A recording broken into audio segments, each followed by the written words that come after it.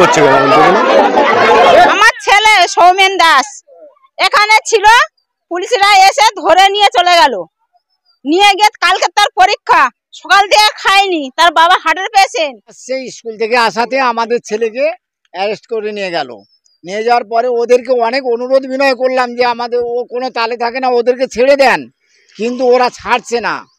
সন্দেশখালী থানার পক্ষ থেকে আপামর সমস্ত জনসাধারণকে বিশেষভাবে জানানো যাচ্ছে যে বেলমজুর আইনপাড়া কাছারিপাড়া সংলগ্ন এলাকাতে নতুন করে 144 ধারা জারি করা হয়েছে।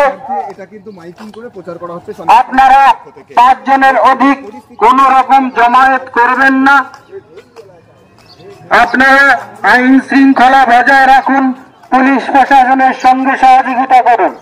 শুধু দর্শকবৃন্দ, আপনারা দেখছেন একে নিউজ বাংলা, আর আমরা এই মুহূর্তে উপস্থিত রয়েছি বেড়মজুর 1। আমরা দাঁড়িয়ে আছি অজিত মাইতি মহাশয়ের একদম বাড়ির সামনে। আমার সঙ্গে দাঁড়িয়ে আছে অজিত মাইতি মহাশয়। আজকে সকাল থেকে আমরা বেড়মজুরে দেখতে পাচ্ছি বিভিন্ন জায়গায় উত্তেজনার সৃষ্টি হয়েছে। আমরা প্রধান সাহেব অর্থাৎ মাইতি সাহেবের কাছে শুনে নেবো যে সকাল থেকে আজকে কি ঘটেছে। আজকের সকাল থেকে আমি বাজারে গিয়েছিলাম। সকালে যখন ফিরছি তখন বিজেপি কিছু দুষ্কৃতী এবং চেনা মুখ এবং বাইরের কিছু জন আছে ওর সঙ্গে আমাকে রাস্তায় ধরে মারধর করার চেষ্টা করছিল, পারেনি। পাশাপাশি লোকজন ছিল, বলছে না এইসব করা যাবে না, ছেড়ে দে। আমি ওই মুহূর্তে বাড়িতে এসেই পুলিশ প্রশাসনকে ফোন করতে যাচ্ছি, এমনই সময় দেখলাম যে আমার একটা ফিশারি আছে এই দিকে, ওই ফিশারির আলা ঘরে ওরা আগুন দিয়ে দিচ্ছে। তত মুহূর্তে দেখে আমি পুলিশ প্রশাসনকে ফোন করার সঙ্গে সঙ্গে ওনারা চলেই এসে ওই দিকটা গেছে। তারপরে ওরা দেখভাল করে এই দিকে যখন ফিরছে, একজন সাংবাদিক বন্ধু এসে আমাকে বলছে, দাদা আপনার সঙ্গে একটু কথা আছে, একটু বাইরে আসবেন। আমি বাইরে চলে এসেছি। এমনই সময় এসে ওরা দেখুন আমার এই ঘর বাড়ি সব ভাঙচুর করেছে, ওই বেড়া ফেড়া ভেঙেছে। এই গাড়িটা ছিল আমার এখানে দাঁড়িয়ে, এই গাড়িটার অবস্থাখানা একদম ব্যাপকভাবে, এই দেখুন চাবির ঘর টরগুলো এবং গাড়ি ভেঙেছে, এবং এই মাথাগুলো সব করে দিয়েছে, গাড়ির পিছনটা ভেঙে ফাঁকা করে দিয়েছে। মিথ্যা কথার আশ্রয় নিয়ে আজ আমাকে এভাবে অ্যাটাক করেছে। আমার বাড়িতে আমাকে তো হামলা করলোই, আমার স্ত্রীর উপরে হামলা করেছে। আমার উচ্চ মাধ্যমিক পরীক্ষা দিচ্ছে আমার মেয়ে, এখনও 2টো সাবজেক্ট বাকি আছে ওর, তাকেও এসেছিলো এখানে, মারধর করেছে এবং উচ্চ গালিগালাজ করেছে। বিভিন্ন দিক থেকে আমাকে অ্যাটাক করেছে। তারপরে ডিজি আইজি এডি সাহেব যারা এসেছিলেন ওরা দেখভাল করলো, দেখে আমার থেকে একটা কমপ্লেন নিয়ে গেছে। এই মুহূর্তে ওরা প্রশাসন যে বিষয়টা দেখছে এবং দেবে, প্রশাসনের প্রতি আমার আস্থা আছে, বিশ্বাস আছে, ওনার উপর নির্ভর আমার। এলাকার মানুষ মূলত ক্ষোভ কি, তাদের অভিযোগ কি? ওরা যে ক্ষোভগুলো বলছে আপনারা নিশ্চয়ই শুনেছেন, সে ক্ষোভগুলো হচ্ছে মিথ্যা, সম্পূর্ণ মিথ্যা। যদি আমি কিছু করে থাকি তাহলে ওরা আইনের দ্বারস্থ হোক, আইন মোতাবেক আমাকে ডাকুক। যদি আমাকে প্রমাণ করাতে পারে তাহলে আমি একদম দিবালোকে নিজের ফাঁসিটা নিজেই নিয়ে নেব। আমি অঞ্চলের সংগঠনের দায়িত্বে আছি, আমি অঞ্চল সেক্রেটারি। এর মধ্যেই এরকমই এলাকার মানুষের এত ক্ষোভ। সন্দেশখালীকে উদ্দেশ্য করে এরকম একটা জায়গায় জায়গা তৈরি করতে চাইছে, এবং বিজেপি ওরা চাইছে যে সামনে লোকসভার ভোট, উদ্দেশ্যপ্রণোদিতভাবে যদি এখন এলাকায় যাদের নেতৃত্ব চলতো তারা তখন এই এলাকার মধ্যে নেই, তারা সরে গেছে, এখন নেতৃত্ব পর্যায়ে আমি আছি। আমাকে যদি ওরা সরাতে পারে তাহলে অঞ্চলটা ওদের হাতে পাবে। মূলত এলাকা দখলের লড়াই চলছে। এলাকা দখলের লড়াই চলছে। আপনি যে বললেন প্রথমেই যে কিছু এলাকার পরিচিত মুখ, কিছু বহিরাগত, এই বহিরাগতরা কোথা থেকে আসতে পারে, তারা কাদের সমর্থক, কারা পাঠাতে পারে? এবং সন্দেশখালী থেকে এসছে, কিছু দাড়িজঙ্গল থেকে এসছে, কিছু ঝুপখালি থেকে এসছে। কিন্তু আমার পরিচিত মুখগুলো যারা আছে এখানে আমার এলাকার, তাদের আমি চিনতে পেরেছি। শুনবো কেন নিয়ে গেছে বাচ্চাগুলোকে, সব উচ্চ মাধ্যমিকের বাচ্চা, তারা পরীক্ষা দিচ্ছে। ওরা উস্কানি দিতে যাচ্ছে, বিরোধী যে দলগুলো যাচ্ছে একটা উস্কানোমূলক গন্ডগোল সৃষ্টি করার উদ্দেশ্যেই যাচ্ছে, শান্তি শৃঙ্খলা বজায় রাখার জন্যই যাচ্ছে না। যেখানে 44 থাকছে সেখানে আমাদের শুভেন্দুবাবু জোরপূর্বক ঢুকছে, যেখানে 44 থাকছে সেখানে সুকান্তবাবু জোরপূর্বক ঢুকছে। গতকাল দেখছেন নিশ্চয়ই সুকান্তবাবু কী অবস্থার মাঝখান থেকে ওখানে গেল একটা উদ্দেশ্যে বিকাশ সিংয়ের পরিবারের সঙ্গে দেখা করতে, সেটা দেখা তো করলোই, অবশেষে থানার সামনে গিয়ে বিক্ষোভ শুরু করছে। তাহলে একটা উদ্দেশ্য, একটা নেতা যদি একটা উদ্দেশ্য নিয়ে যায়, সেই উদ্দেশ্য তার সফল হওয়া উদ্দেশ্য, কিন্তু সেটা বিকল্প পথ নিচ্ছে কেন? তাহলে উস্কানি হচ্ছে, উস্কানিমূলকভাবেই চলছে।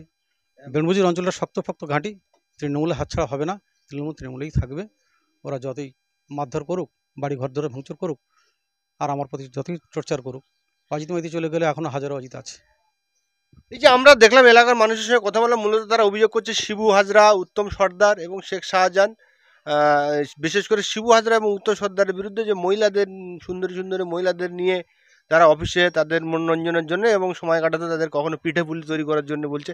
সেখানে আমরা দেখলাম এলাকায় আপনার নামও জড়িয়ে দিচ্ছে এলাকার মানুষ। কিভাবে বলবেন এটাকে? কতটা সত্য কতটা মিথ্যা ওটা সন্দেশখালী ঘটনা সন্দেশখালী মানুষই বলতে পারবে।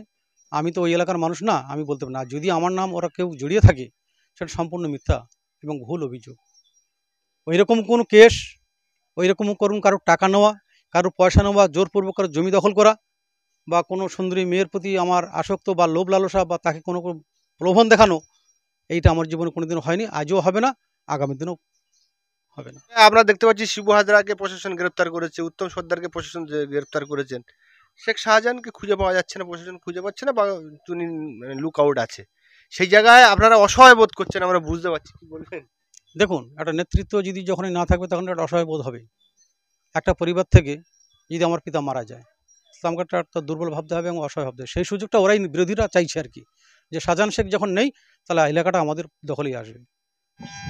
আজকে দেখলাম আমরা সকাল থেকে মিডিয়া এবং সোশ্যাল মিডিয়ার মাধ্যমে দেখলাম যে কিছু মানুষ আপনার বাড়িতে এসে হামলা করলেন। কিভাবে, কি বলবেন, কেন হামলা করলেন? বিজেপি পার্টির ছেলেরা সেরকম করছে। এলাকারই যারা বিজেপি করে তারাই করছে। তাদের অভিযোগ কি, কেন আপনাদের এত আক্রোশ? উনি পার্টি করে একটা টিএমসি, তার জন্য। তারা ঘরে এসে কি বললো, আপনি কি বলতে চাইলো তারা? কি ওই যে বাড়ি ঘর ভাঙচুর করলো, এই গাড়ি ফাড়িগুলো ভাঙচুর করলো? অভিযোগ দিচ্ছে যে উনি জমি জায়গা নিয়েছে, এখানে করেছে এইসব বলে। হ্যাঁ, জমি জায়গা যদি নিয়ে থাকে পুলিশ প্রশাসনকে জানান, সেই মতো ব্যবস্থা করুন। তারা করছে না বাড়িতে। হ্যাঁ, এসে তারা তো ওইসব করছে না, এসে আগে ভাঙচুর করছে, সাংবাদিকের সামনেই তো করছে, ভাঙচুর করছে, মারছে, এই আমাদের এই হাতে টাতে করে মেরেছে, চুলের মুঠি ধরে টানছে, কাপড় ধরে টানছে, এইসব করছে এই বিজেপির ছেলেরাই করছে। হ্যাঁ, কোনো মহিলা ওদের সঙ্গে, ওদের সদস্য সঙ্গে কেউ ছিল না? পরে এসছে, কিন্তু ছেলেরা আগে ঢুকেছে, ভেঙে এইসব বেড়া টেড়া ভেঙে ঢুকেছে, যে গাড়ি ভাঙচুর করছে, এইসব করছে, ভাঙছে, আমার স্বামীকে এসে মারধর করছে।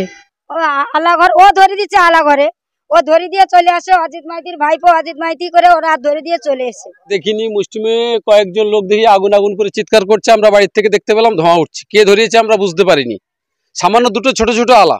অজিত মাইতির লোকজন গিয়ে ওদের লোক, দলীয় লোক সব ওরা ধরিয়েছে, ধরানোর পর প্রশাসন গিয়ে দেখলো যে ওখানে তাই হয়েছে। তারপরে গিয়ে এসে বাড়ির যারা দোষী নয়, ছাত্র যারা হাই স্কুলে পড়ছে, পড়াশোনা করছে, মাধ্যমিক উচ্চ মাধ্যমিক, তাদেরকে ধরে নিয়ে পুলিশ চলে যাচ্ছে এখান থেকে। ভুল, এইটা ভুল তথ্য। যে মা সকলরা ওখানে গিয়ে বলছে যে আমার ছেলেকে নিয়ে গেছে, আমি সেই নামগুলো বলে দিচ্ছি, তার বাড়িতে গিয়ে আপনার খোঁজ খবর নেন, সেই ছেলে তার বাড়িতেই আছে। যেমন বলেছে ভোলা সর্দারকে পুলিশ তুলে নিয়ে গেছে, ভোলা সর্দার বাড়ি আছে। রাজাহাড়িকে তুলে নিয়ে গেছে, রাজাহাড়ি বাড়ি আছে। এবং একটা রিক্সা চালকের নাতি, পঞ্চানন নারীর যে নাতি, তাকে তুলে নিয়ে গেছে, সেও বাড়িতে আছে। এই মুহূর্তে আপনারা গেলে দেখবেন যে কতটা সত্য কতটা মিথ্যা।